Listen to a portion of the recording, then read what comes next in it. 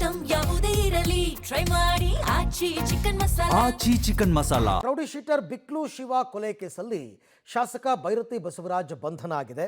ಕೆಲವೇ ಕ್ಷಣಗಳಲ್ಲಿ ಭೈರತಿ ಬಸವರಾಜರನ್ನ ಕೋರ್ಟ್ ಮುಂದೆ ಹಾಜರುಪಡಿಸ್ತಾರೆ ಪೊಲೀಸರು.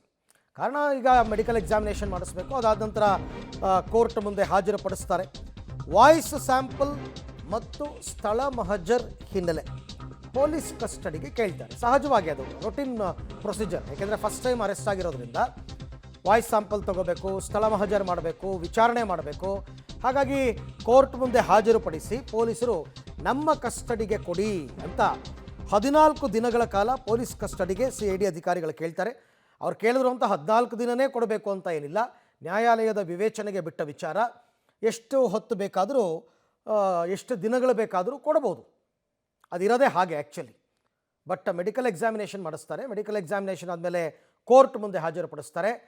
ಅವ್ರ ಮೇಲಿರ್ತಕ್ಕಂಥ ಆರೋಪಗಳೇನು ಅಂತಕ್ಕಂಥ ಮೆಮೊ ಕೊಡ್ತಾರೆ ಜಡ್ಜ್ ಮುಂದೆ. ಮುಂದೇನಾಗಬೇಕು ಅಂತಕ್ಕಂಥದ್ದನ್ನು ಹೇಳಿ ಕಸ್ಟಡಿ ಕೇಳ್ತಾರೆ. ಹಾಗಾಗಿ ಕೊಡ್ಬೋದು 3 ದಿನ, 5 ದಿನ, 7 ದಿನ, ಎಷ್ಟು ದಿನ ಬೇಕಾದರೂ ಪೊಲೀಸ್ ಕಸ್ಟಡಿಗೆ ಕೊಡಬೇಕು. ಯಾಕೆಂದರೆ ಸುಮಾರು ವಿಚಾರಗಳಿದೆ. ವಾಯ್ಸ್ ಸ್ಯಾಂಪಲ್ ತೊಗೋಬೇಕು, ಸ್ಥಳ ಮಹಜರ್ ಮಾಡಬೇಕು, ವಿಚಾರಣೆ ಮಾಡಬೇಕು. ಹಾಗಾಗಿ ಸಮಯಗಳು ಬೇಕಾಗುತ್ತಲ್ಲ, ಪೊಲೀಸರು ಕಸ್ಟಡಿ ಕೇಳ್ತಾರೆ ಇವತ್ತು.